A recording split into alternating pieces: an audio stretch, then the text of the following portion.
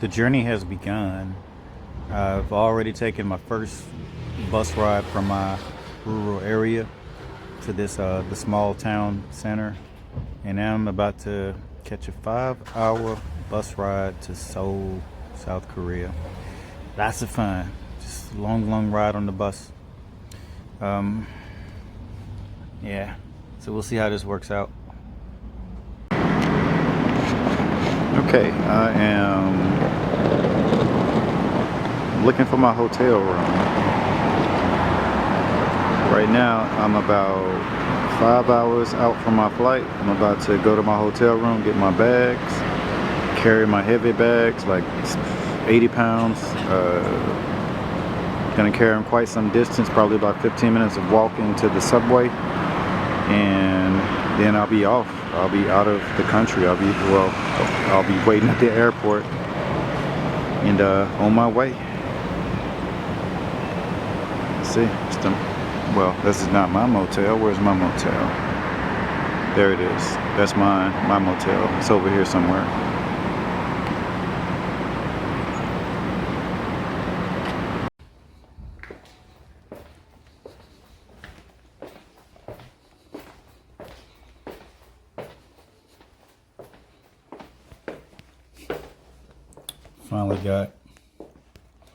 Finally arrived. This is my room.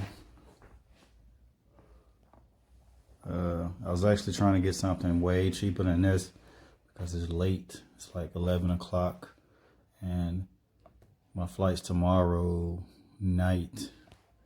I'm not gonna, pretty much I check out like 9 hours from now. So I wanted something cheap, but this is the only thing I could find.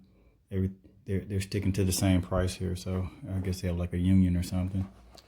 Anyways, I'm actually pretty hungry, so I'm gonna eat first, then I'm gonna go to bed.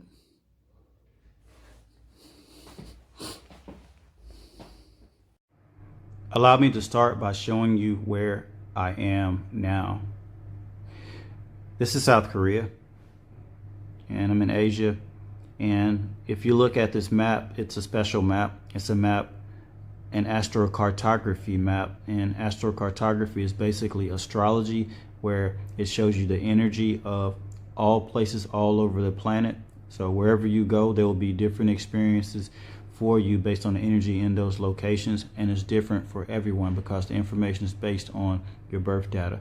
I did a video on this topic a little while back. I'll leave it in the comments section, and you can go check that out. There was some really valuable information in that video that I think anyone could gain from, even if you move throughout your own country. But here, this is South Korea, and if you look at the different lines represent the energy for the experiences that you will go through when you're in that part of the world. And if you look next to South Korea on the left, there's a purple line, and the purple line, it says IC. I'm going to click on that. So IC, if you look to the right, it says Neptune, IC, Neptune, the planet Neptune. So I'm going to zoom in a little bit with this. It doesn't matter much, but just so you can see this more clearly. The Neptune IC line is close. It's the closest line to South Korea for me. So I'm going to focus on that and tell you about what it means. This line represents the energy of the experience that I had, or I will have if I go back to South Korea. Now, Neptune, I see. Neptune, the planet Neptune, of course. Let me explain Neptune first, and I'll talk about IC. Neptune is the planet of deep, higher octave spirituality. I guess you could say Jupiter is a very high, it's a high octave spirituality planet, but Neptune is an even deeper, higher octave spirituality planet. So Jupiter is huge experiences, and Neptune is huge spiritual experiences. So the experience that I had while in South Korea were highly influenced by my Neptune IC line. And what is IC? IC in astrology, you have IC, you have MC. IC is your life that remains private, that remains low key. MC is your life that is public and it's out and opening for everyone to experience or, see. And then you have your ascendant and descendant. Ascendant is you. Your descendant is other people that you see yourself through. So I'll read this to you, and you'll get a drift of what the Neptune IC experience was for me, and I'll even tell you if it applies or not. So this is Neptune IC. Now, okay, so I'm 20 kilometers from my Neptune IC line, so the influence is, pretty significant. Now it says more beneficial on the eastern side of the line, which South Korea is on the eastern side of my Neptune IC line, so it's more beneficial. A meaningful way to comply with the theme of these regions is to withdraw to the safety of your private life. I've definitely had a lot of that the past few years, but it wasn't always like that. Positive examples of making this a reality are meditation, a holiday in nature, and quiet days spent in the tranquility of a monastery. This way you can create a meaningful environment for your increased sensitivity and intuition. Now, I have had many I've had lots of experiences where, it was very social. I did partying and stuff in the past, but I've been alone a lot there. I did lots of hiking, lots of exercising by myself, spending time in nature, all of that. But it wasn't just purely that. I definitely had lots of social experiences there. Now, however, if you are after material success, this place is not very suitable. This is especially true for all economic and materialistic transactions, as well as professional. Neptune strengthens your imaginative and transcendental powers, but it also clouds your sense of reality and clarity of judgment. Now, with Neptune, it's very high octave spirituality, but the spirituality is you could say the tangible thing, the good thing, the thing that you focus on, but there's polarities to everything, and the polarity to that would be illusions and fantasies and make-believe, and that's when you get to things like drugs and insanity, and there's a duality to Neptune. And let me talk a little bit about what Neptune is right quick. Neptune, it's associated, I'll throw some keywords at you. It's associated with things that cloud your judgment, cloud your mind, or make blur lines to where you can't tell what's what. Things like drugs, alcohol, music, movies, your dreams, your imagination. Things like that are associated with Neptune. So, but you have to differentiate between what's real and what's not real. And what's not real in regards to Neptune is the effects of things like drugs. Now, what is real is the effects of things like spirituality. So, in an atmosphere where all material things seem to dissolve, you may feel uncertain and confused. You may feel uprooted and homeless, but living here can give you the feeling of being at home in the cosmos rather than in the real world. So I definitely felt like I was always safe there. I felt more safe there than I felt in my real home, even though I always knew I was in a foreign country, and there was always that degree of loneliness. But as far as like in a spiritual sense, I felt more at home there than I felt anywhere else. So finally, I am in Vietnam.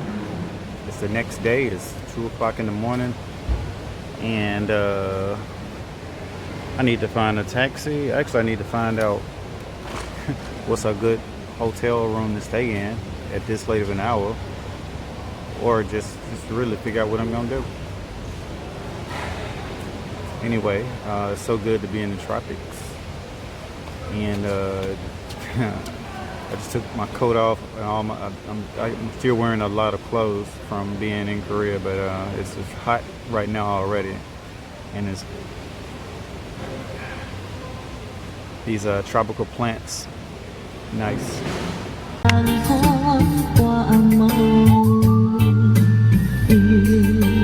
Yêu em nhiều lắm nhưng tình ta vẫn không thành khi núi sông còn yêu. Ở phương này vui kiếp sống trinh nhân nhưng không quên giấc mơ ước ngày nào quê hương cạn chinh chiến cho tơ duyên đường thăm mong và phương đó em mới có gì vui xin bên cứ về cho anh nhớ thương vợ đêm nay trên đồn vắng.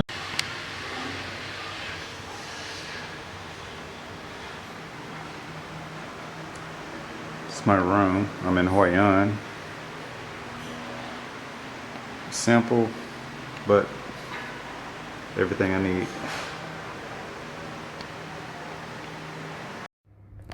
This is the place where I am going, or where I actually am now. That I'm in Vietnam. So here, so just in South Korea, but now here, Vietnam. So let me make this bigger. So if you look next to Vietnam, there's an orange line. So I'm going to focus on that orange line and tell you what the orange line means for me specifically. It's always different for everyone. So the orange line, it says DC. DC. If you look at the top, it says DT. DC. So if I click on that line and you look to the, well, so DS. Well, it says DC, but it's DS. DS stands for descendant. So if you look over to the right, it says Sun DS line. Let me make this bigger for you. So Sun DS line, if you see that.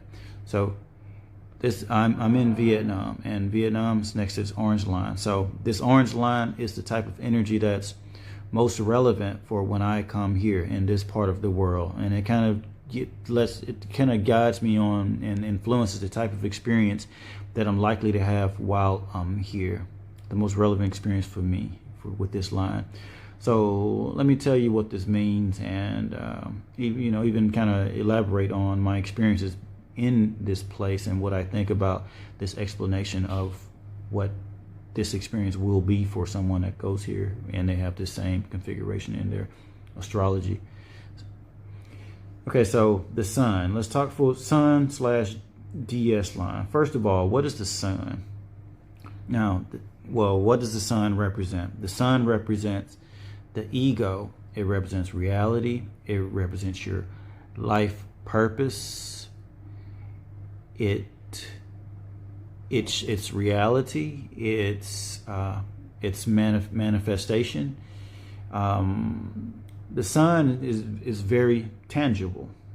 So I'll just leave it there. Those are enough keywords for the moment. So if you don't know what I mean, think about your sun sign in astrology. Everyone knows their sun sign, and the sun. No one really talks about their other signs, but everyone knows their sun sign. Sun sign tells you pretty much what you're supposed to do in this life. But that's it, really. Astrology is a whole big lesson, and the sun sign is just the first page. Now, you have the DS line. DS is this descendant. You have ascendant and descendant. Ascendant is you, your personality, your body.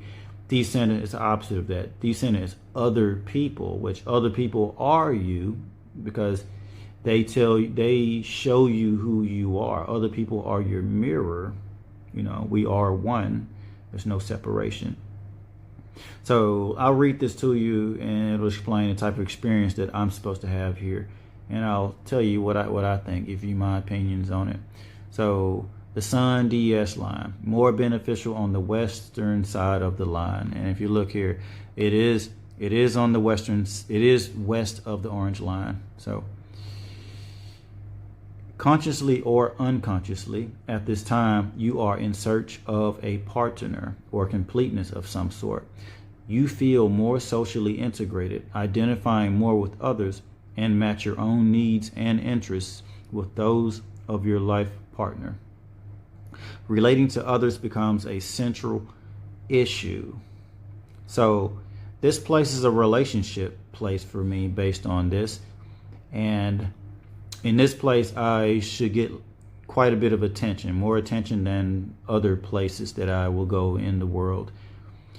And I will be more concerned about relationships and about how people view me, and more eyes will be on me based on this. Special attention is on those individuals who show themselves in a favorable light, such as artists, well-known and influential people. This contact increases your impact on others, but you could run the risk of seeing yourself exclusively through the eyes of others. So by me being here, people will have a tendency to see me as something bigger than I may actually be.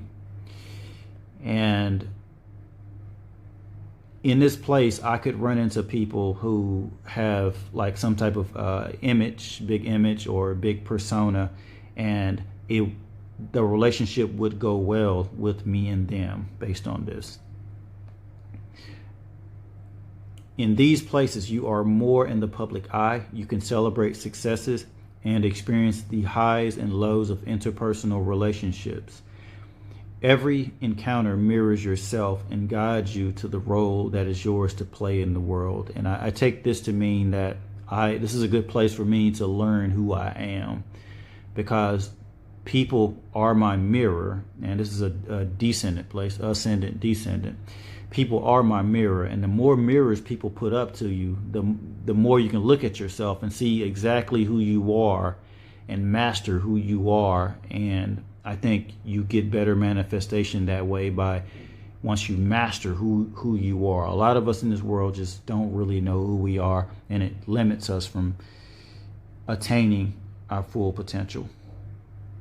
I'm actually out looking for camera parts.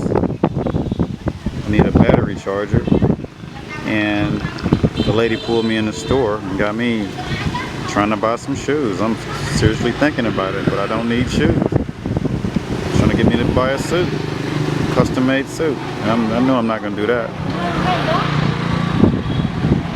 Yeah, this is Hoi An, and lots of stuff you can buy, and just plenty of ways to blow money. But in a good way, I guess.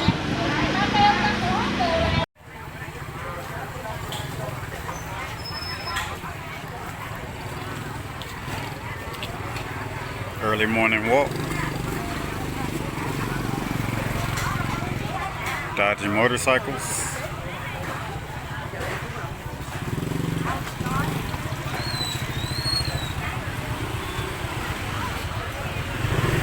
Food market, fish.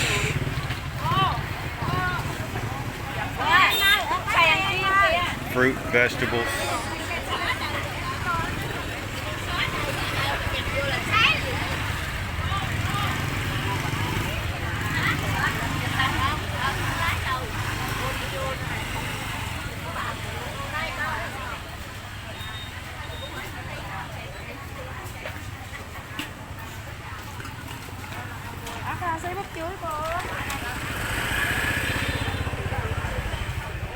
I like being in environments like this, even though it's kind of loud. I feel like it's real quiet because I don't understand anything anyway.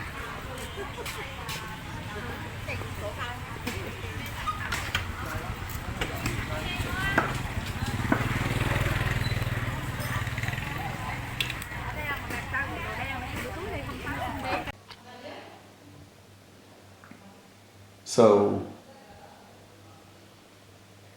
right now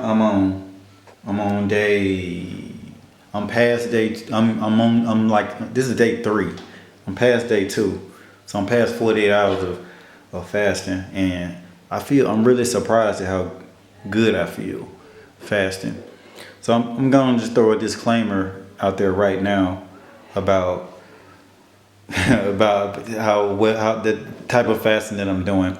I'm not actually eating any food, and I'm just drinking water, but I am doing something that could be considered cheating, and I'll tell you what I'm doing.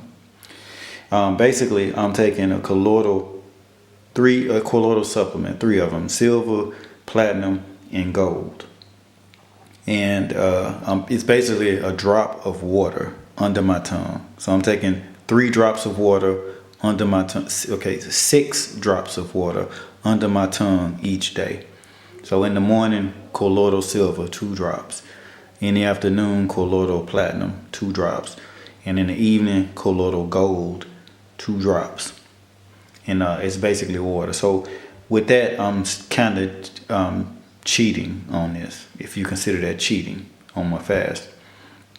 But anyway, I think it's like helping me like stay mentally plugged in, going through this past couple of days. And I started the fast in South Korea, which I was in South Korea a little bit over 2 days ago. And so I started like before I got on the plane. And now I'm in Vietnam. So I feel so blessed to be able to travel again. For the past 3.5 years, I've been in South Korea, but pretty much basically stuck because of the and not being able to be free. And if there's one thing that I really think I have going for me in life is my freedom. And that got challenged. My freedom was taken from me for 3.5 years. My whole adult life, I've always moved from place to place to place for usually work reasons. Rarely, sometimes personal reasons, but mostly work reasons. And that's the type of life that I've set up for myself. The type of life that I want. And so I'm in Vietnam. Finally 3.5. I'm free. So the reason why I'm in Vietnam is because it's the tropics, and this is like one of the only places that you're free to travel to without any type of restriction or anything like that. Like no mask, no jabs, no nothing. It's just normal life. I mean, people do wear them, but it's on their own free will. So I don't have to worry about that anymore. That headache is finished. And that's why I came here. It was actually one of few places that are like that. There's still a lot of places that are still following that protocol. So, like as far as countries you can travel to, and it's really surprising at the way that's going. And I actually wanted to go somewhere else, but because this place is they have the freedom going, I'm following the freedom. And this is where I am right now. I've been here. I don't want to repeat this place, but it's actually a really nice place. Hoi An's a really nice place. Like the whole vibe, the energy that I get being here is so cool. So I don't mind coming and chilling out. This is like my hideaway place. Like if I wanted to just go somewhere and hide and not deal with anybody, this is one of those places I would go to because it's just a perfect place for that type of thing. We don't have to really worry about anything. You can lay low, eat good food. Everything's cheap. Really, the money you spend is the money that you choose to spend. And it's good. It works out well in regards to that. So back to fasting. So the first time I fasted in Indonesia 5 years ago, 2018, about 5 years ago. And now I'm here. I'm in the tropics. It'd be pretty difficult to fast back in South Korea because you have to do it in like the warmer months. It's like 4 or 5 warm months in South Korea, and then the rest is it's either cool or cold. So when you under those circumstances, those conditions, it's difficult to fast. It's more difficult. I mean, you can do it, but it's more difficult, and it's really what's the word? It's not fun. Really not fun. It ain't even fun doing it here where I'm at, but it's really not fun doing it there. And also, I'm vacationing at the moment, so there's no work, so I get to take care of myself and pamper myself. And this is how I pamper myself, by doing stuff like this. Y'all probably thinking, no, yeah, right. And no one's that's not pampering yourself. You need to go get on the beach. You need to get some glasses of wine, eat some good food, all that stuff. I'll do it a little bit later, but right now I need to recharge the body and recharge my mind and challenge myself. I feel really comfortable in challenges. And I think it's because of my moon. My moon's Capricorn, and Capricorn's about feeling. Moon's how you feel comfortable and how you feel emotionally stable. And when I do stuff like this to take care of myself, even when it seems harsh to other people, it makes me feel emotionally stable. I feel like I'm healing myself and cleaning myself and building myself for the future. So Capricorn's about that life, and I'm Capricorn moon, which I guess this wouldn't be fun to other people if you think about it like that. But yeah, so that's what's going on right now. I'm over 2 days into the fast. I'm like two days, 5 hours into the fast, and I'm going to update you in about 2 more days later. And depending on how well this goes, if it keeps going as well as it's going now, I'm going to do maybe 5 or 6 days. It all depends on how I feel. Right now I feel pretty good. I'm so surprised at how well this is going, and I'm not like overly hungry. Of course, the mood's kind of low. It's kind of difficult to deal with the mood's a little bit low, and if you deal with people, your mind's not that quick. So that's something you have to contend with, and but you just have to kind of take it one moment at a time and take things slow. And I have a tip. Actually, I have a couple of tips. I'll give you 1 or 2 in this portion, maybe more later. So when you fast, the way to make it go well or go better is to have a plan, or have like a whole schedule, everything planned out. And you really need to have things to be doing things. You don't want to just do this and then just do nothing. So like if you usually exercise in the morning, don't stop that. Still continue to exercise. And you probably can't do a lot of what you usually do if you go hard. But like me this morning, I woke up and I walked for a few miles. Usually I run at least 4 miles. Usually 6, but at least 4, between 4 and 8. It all depends on every day. I get up and do that. And if I think I don't want to jump in there like that now, so I'm walking. So basically, you want to do a lot less of what you usually do in regards to exercise, but you definitely want to exercise. You definitely want to keep the body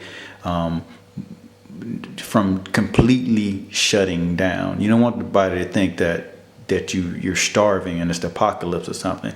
You want the body still to be working with you. You don't want it to shut completely down. So you want to keep doing stuff. And I'd even recommend by constantly doing stuff throughout the day that's physical, like just simply taking walks on a regular basis, because it keeps your body moving, and it makes your body not shut down. The body always wants to go. The body wants to do opposite of what you're planning for it to do. So you have to prevent your body from just doing what it wants to do and completely shutting down by keeping something going a little bit, like taking walks and doing some type of really light movement or exercise or whatever. Also, it keeps the mind working. Another portion of this tip is you really want to plan things out and do like a lot of little things, that not even little things, but like let's say you have a hobby, then during these days that you take out for doing the fast, you'd probably want to incorporate a lot of your hobby time in that. And this sounds kind of contradictory, because you're probably not going to be in the right mood to do much of anything, especially if it requires lots of thinking and stuff. But for me, this is going pretty well. I'm able to do. I am pretty kind of low on my energy, and the desire to do certain things aren't there like usual. But it makes the time go by better, and you're able to. This also makes this fasting time more worthwhile, because you're accomplishing a lot. You know, how much time do you spend eating? Think about that. Think about how many hours you spent eating yesterday or today, and think about, what are you going to do with that free time you have now where you're not eating? Like me, I spend 2 or 3 hours eating every day on a regular on usually. So I got 3 free hours that I can spend dedicating to bettering myself or doing other things that I like to do, my hobbies. If you have getting extra reading done, or whatever you do that keeps your life, gives your life purpose, do that. If you have to change around you've been thinking about cleaning your whole house, like really deep cleaning it, or changing around your house or your apartment, you could do that. That's like some hours that you can that can be killed during this whole process. And this is not killing time. It's just basically self-improvement stuff and accomplishing your goals and checking things off of your to-do list and checklist. And it's time to better yourself. And what else? What's another tip with this? Well, okay.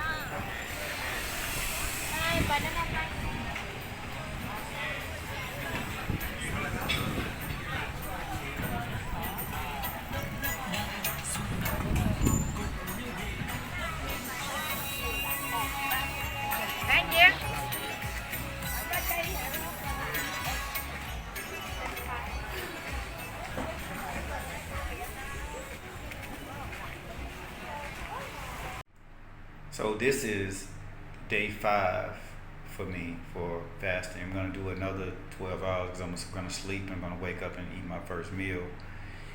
And I'm pretty impressed with how all of this went, because I expected it to be a lot more miserable than it actually was. The last fast I did, which was like 5 years ago, where I ate absolutely nothing and did some days of fasting. I only did like 3.5 days. This time I did 2 days longer, and I expected it to be really, really mentally tough, but I actually handled it pretty well this time, way better than I expected. And I didn't lose as much weight as I thought I would lose. I only lost about, I went from like a little bit over 76 kilos to a little bit over 72 kilos, which I lost about 9 pounds, and right now I'm down to 160. Usually my body just won't go under 160. I guess 160 is my set point, the limit of where my body wants to go.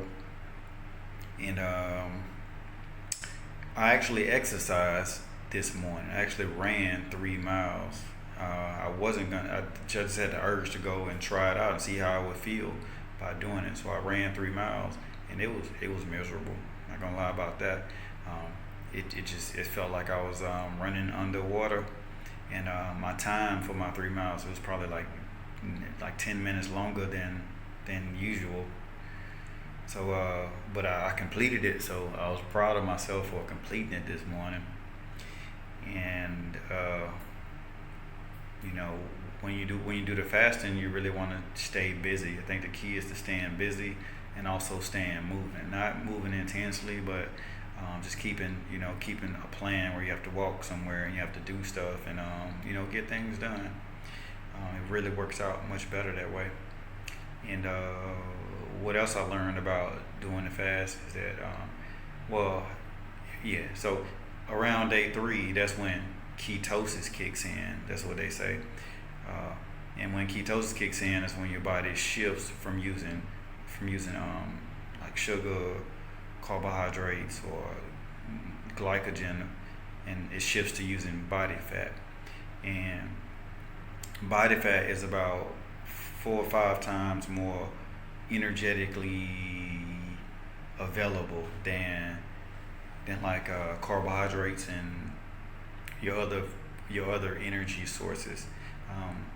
It's where you want to get to. You want to get to the point where the body fat's burning, and prior to when the body fat starts burning, you're gonna be pretty miserable at that time. That's when you like those first 3 days are pretty tough, and then you start catching on and getting used to it around day 3, and you stop just obsessing over food and obsessing over eating around day 3. You take your mind off of it actually, and you're able to think a lot better around day 3. I guess the ketosis, because body fat is they say the best brain food, or fat in general. Eating fat is the best brain food versus eating carbohydrates, because of what I just mentioned about it being more energetically sustainable than carbohydrates. And I guess the transition went well for me, because I eat pretty high. I eat a lot of high energy food. I like to eat high fat stuff anyway. I eat carbohydrates, but I'm used to eating high fat stuff. It's not an issue. It's not a problem for me to just eat a real high fat meal. I feel good when I do it. So my transition was smooth, and I think that's the reason why. Yeah. So I dropped down about 9 pounds, and my body don't want to go anywhere past this. I think I could do even more days of this. I think I could do like 2 weeks. I think that's possible. I really learned what my limitations are on this, and I haven't even come close to my limitations, I think. But I'm gonna end this all tomorrow. Be 5.5 days, 5 days, 12 hours, and just try to enjoy myself and have a good time while I'm here. Really, I just want to chill out and just take care of personal stuff and run like personal errands. So I'm not really here to like have an exciting time or have a lot of fun and stuff. But yeah, I'm also shopping and stuff like that. So that's I'm enjoying that, and that's also what I'm doing to keep my mind off of doing the fasting, going around shopping and stuff and looking for places, looking for things to buy that I actually need and want, that I probably won't be able to get anywhere else. So this went pretty well, and it's all over. It was fun. Maybe I'll do longer next time, whenever next time is. I'm out.